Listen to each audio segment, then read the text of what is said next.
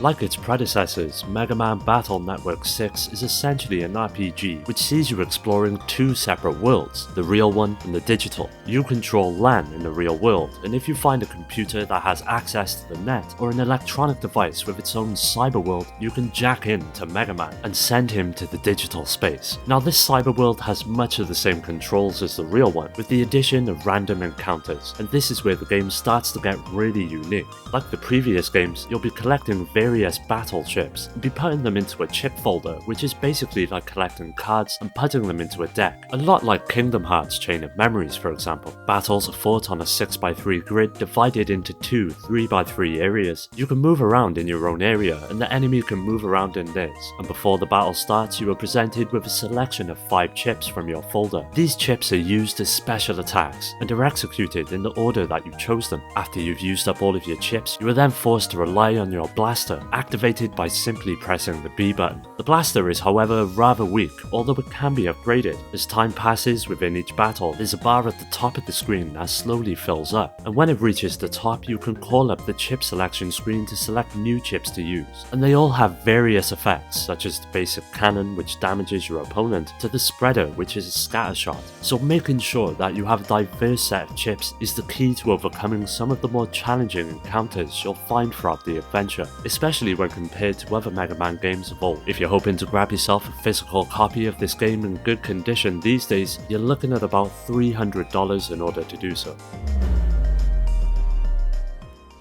Sure, the setup seems typical. Buster Bunny is being trapped in his own bad dream and has to fight his way out past minions and bosses from the Tiny Toons Adventures world. Any fan of the animated series should be happy with the characters and artwork of the game, and Treasure clearly put the effort in to make a visceral experience that stays true to the show that inspires it. On the gameplay front, it's a beat 'em up at heart. There's the standard running, jumping and puzzle solving, but Treasure packed in a few surprises as well. The combat features a unique combo system that's similar to the Street Fighter series. When Buster and his pals first strike an enemy, it temporarily stuns them, allowing players to rack up extra points by linking multiple attacks together. Now add the ability to team up with other Tiny Toons, and you get a sense for the possibilities for depth in this title. Players have to use strategy to help prioritize who to beat up. It can save a huge fraction of Buster's health bar to take on huger enemies from afar by knocking smaller ones into them. This can also help take down some of the more dangerous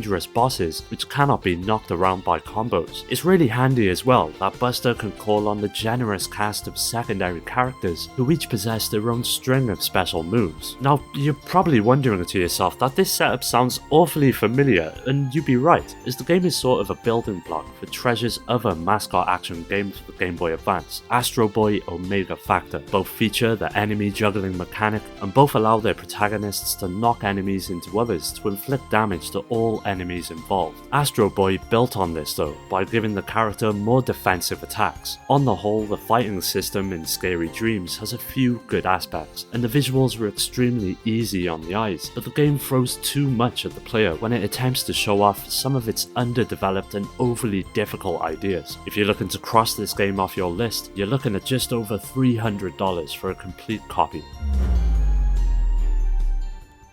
Boktai 2 is the sequel to the highly unique and quirky game that released a year prior. What made the original so compelling was the inclusion of a solar sensor on the cartridge, which allowed for actual sunlight to affect various aspects of the game. The sequel, while similar to the first in that it also uses the sensor and the same visual style, it does branch out in some ways from the play of the original game, and also amps up the difficulty, as well as improving on some of the first game's less redeeming aspects. Whereas Boktai felt like a strict action adventure comprised of a series of dungeons to make your way through, the second outing opens up to far more interesting mechanics, such as stealth and several RPG elements that help shake up the adventure. The role of sunlight is expanded in the game as well. You now have to use it in a lot of the puzzles, and it also affects many aspects such as item decay, forging weapons and item prices when shopping. This may annoy or delight players, as not all might have access to consistent sunlight, especially here in Wales where it seems seems to rain on a daily basis, but it's nothing that completely hinders the game, just something that might affect the rate of which your sunlight charges. Thankfully, Boktai 2 doesn't entirely revolve around you powering up your weapons and hacking away at everything that moves. Considering that your energy supply is somewhat limited against an army of undead minions, the majority of the game will likely see you relying on stealth. Instead of brandishing a solar-powered blade against your foes, the Django will sneak through the countless corridors and mazes that make up the massive areas. Such stealth sequences are mixed up with a wide variety of puzzles and obstacles, usually including the movement of certain boxes or the hitting of a particular lever. All things considered,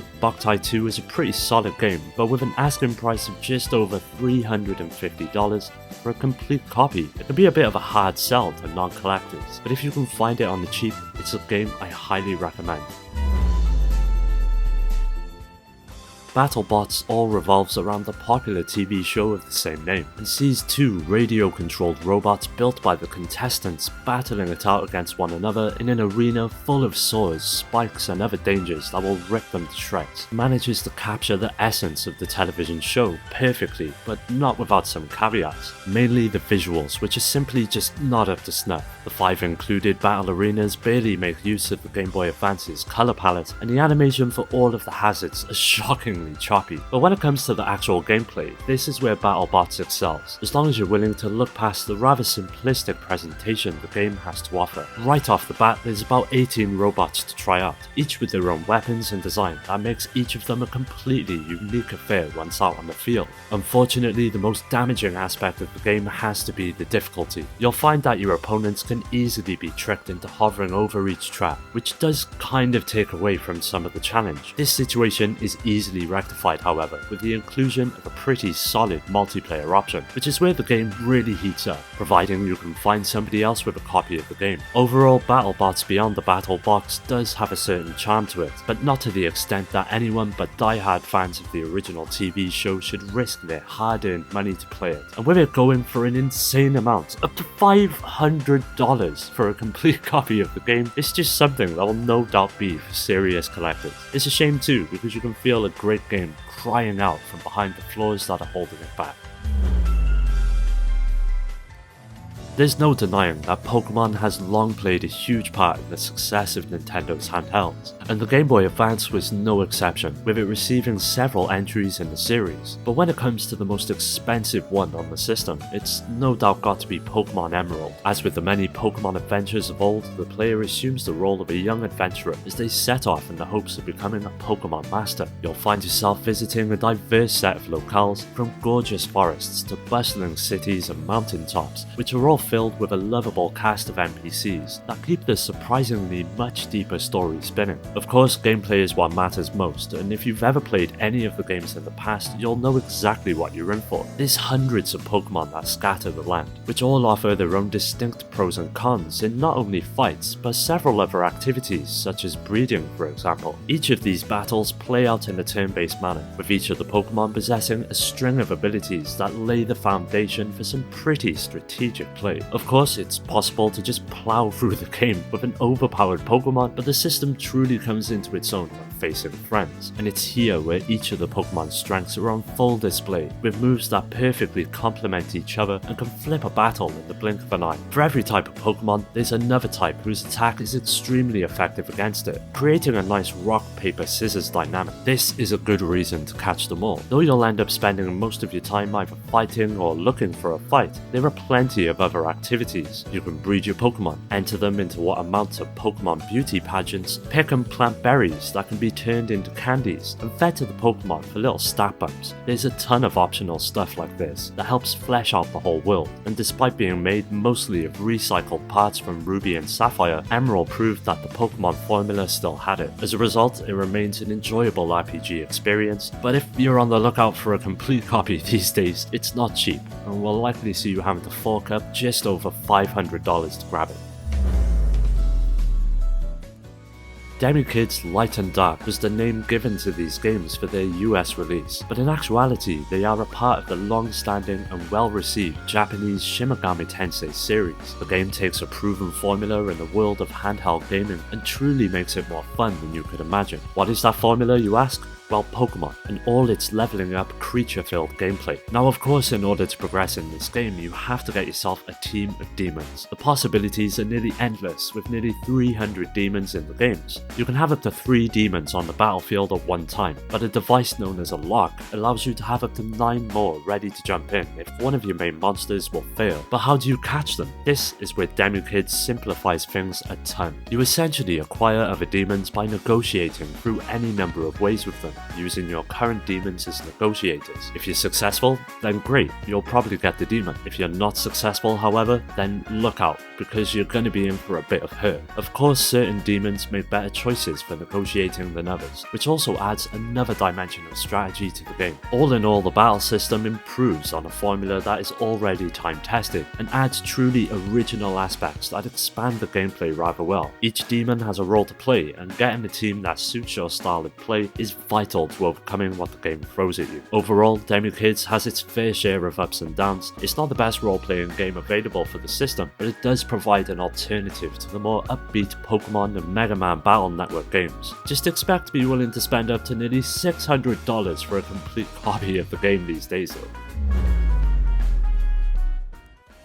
There's no shortage of quality racing titles on the Game Boy Advance. With the likes of Mario Kart and GT Advance, there was plenty for players to sink their teeth into. One game that doesn't get too many mentions these days, however though, is MotoGP Advance, which is quite possibly one of the most technically impressive games on the system. Once things start moving, you realise how brilliant the game's graphics engine truly is. Adeline had achieved something different here. The game is entirely presented without polygons, and yet you've got roads that buckle, heave and twist in every direction. The first time you take a jump over a hill is a rush, but everything is wonderfully smooth and very fast. Even with a screen filled with trees, poles, buildings, animals, crowds and oncoming traffic, that sense of speed of course is crucial to any great racing game. And the fact that this is achieved without sacrificing frames of animation only adds to the game's merits. Of the 3 different racing modes, the dirt bikes are my favourite, as they offer the most jumps and hills to overcome. In addition to dirt bikes are the GP and traffic levels. Now GP includes some high-speed motorbikes that made MotoGP so cool, and traffic does just what it promises. You race against other drivers through city traffic. Trying to gain the lead whilst driving down the San Francisco hills is one thing, but trying to avoid those trams is another thing altogether.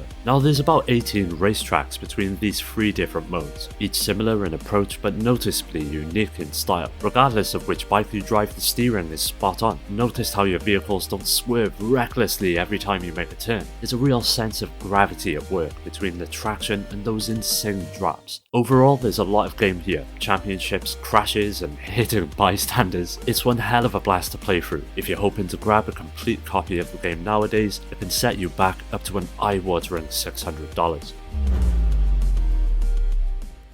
Starting out life in the arcades way back in the 80s, the Pocky and Rocky series has always been something I've enjoyed. At its core, it's a shooter which sees the player taking up the fight as one of several characters across a series of levels that make up the game as a whole. Unfortunately, the Game Boy Advance version wasn't built upon the strengths of the original games, with much more uninspired locations, less than favourable music, a fair amount of glitches, and shocking AI. It seems as if Natsume downgraded Pocky and Rocky into what was a now rather short game with much less attitude. However, it's cheerful on the surface, but not challenging by any means. It's a laid-back adventure, despite its range of various flaws. Now, the gameplay can easily be described as simplistic. You've got your basic long-range weapon, which changes depending on the character you choose, and your mindless melee weapon, which can be used as a means of deflecting incoming attacks. You'll also have a rather special move, which can be triggered by acquiring power-ups and tapping the shoulder buttons. But when you can finish a game in little than under 10 minutes, it's inevitable there's a huge problem. Although the storyline is portrayed by a few cutscenes, they never run for more than a minute, and there's no backdrop as to who your characters are, where they're from, or what the hell they're even doing. While the action can get quite heavy at times, mainly on the later boss battles, you never figure out exactly why you're bringing so many of the enemies down. There's never any clear logic behind running through the levels either, as the game hardly rewards you upon completion. completion. It doesn't seem like there's any kind of pressure at all. You've got a standard life bar which may seem a bit short at first, but once you've learned the enemy patterns, you'll realise that you aren't in any danger of failing. While covering the game in this video might not have cast your interests in Pocky and Rocky with Becky, I would highly recommend checking out the Super Nintendo version over this update. But if you're a serious collector and are looking to add it to your stack, it'll likely set you back a shocking $900 to do so. There was a range of incredible rally games on the Game Boy Advance for players to get stuck into, with the likes of the graphically impressive V-Rally 3, but a true classic within the genre has always been Sega Rally. From its humble beginnings in the arcade to its introduction to home markets on the Sega Saturn, it provided a whole new dimension for rally fans to enjoy, and it wasn't long until it would receive a handheld release on the Game Boy Advance. The developers did a solid job of translating the core of the gameplay, with the actual driving being split up into 3 distinct modes. You've got Championship, Time Trial and Multiplayer. Sega Rally is seriously well put together in terms of the number of things to do, and it does play a lot like its Saturn predecessor, especially when you throw it into first person mode, with every bump, turn and wheel spin presented in style. But when it actually comes down to playing, you'll be taken aback to just how easy the game can be, and instead we'll likely see you playing the Time Trial mode in order to try and beat your own times to create some difficulty. Don't get me wrong, the basic gameplay is satisfying enough to make your way through, with each and every championship that's presented, but it would have been nice to have seen a bit more challenge thrown in. Visually, Sega Rally Championship manages to maintain an impressive amount of detail, but the rather choppy frame rate does let it down a bit, especially when you're up against the likes of V-Rally 3, which proved that the Game Boy Advance was more than capable of facilitating a stunning rally experience. It's not a deal breaker by any means, but when it's done better elsewhere for a far cheaper price, Sega Rally Championship feels more like a collector piece rather than a must-have game, especially with the nearly $950 price tag for a complete and in good condition copy of the game. Like most of the classic games that Ninja 5 takes its inspiration, the plot really doesn't matter that much, and is only there to set up the action. You are Joe Asuli, a ninja turned detective. The time has come to put your skills to the test when an evil group gets a hold of an ancient power known as the Mad Masks. These artifacts, which have been guarded by ninja clans for countless centuries, hold great magic, bestowing whoever wears the masks with unimaginable power. It's Joe's job to rescue innocent people who have been taken hostage by these groups and defeat the various leaders who are using the masks for their own wicked ends. Our hero is armed with a trusty ninja sword for attacking enemies up close and an unlimited number of shurikens that can be thrown from a distance. On top of this, Joe can find lightning bolt icons that can power up his throwing stars up to 3 separate times. But perhaps the most important item in your inventory is the grappling hook. This handy little item allows Joe to swing over pits too wide to jump. However, Joe is still a human being. Unlike some other ninja heroes that we've come to know and love, this guy is still on a mission and on a payroll. If you accidentally take out too many of the wrong people that you're trying to save, you'll have to start the level from the very beginning. Also, Joe's physical status plays a huge role as well. Despite all of his incredible ninja abilities, he still has his limitations, which only adds to the overall difficulty and challenge of the experience. Now, the visuals in Ninja 5 keep the old school spirit alive, with a look that could have come right out of the early 90s Super Nintendo. The character sprites are small, yet beautifully animated. Seeing Joe in motion and his almost acrobatic moves is something to truly admire, but the game certainly doesn't tax the hardware. This is your standard side-scrolling action, with no real spectacle, but when the gameplay is this damn good, the visuals will always take a backseat. On the whole, Ninja 5 is a solid game, but with an asking price of nearly $1,000 for a pristine copy, I can only once again see serious collectors adding this to their libraries. Well, that does it for today's video. Don't forget to subscribe and hit that bell to get notified about new videos which release every week. You can follow me on all of the socials, which are linked below, to stay up to date, and also join my growing community on Discord to meet many like-minded gamers to continue the conversation with. I'd like to give a special shout out to my Patreon supporters Rhino, Skilljim, Steve, Richard, Amy, Daniel, Paul, Dio, Omar, Awesome Jacket Dude, Pierre, Carl, Strider, GameCube Galaxy and Paddy J for their continued support that helps make these videos possible. If you're interested in joining my Discord or supporting the channel through Patreon, you'll find all of these links down below. As always, thanks for taking the time to watch the video. I'll catch you next time.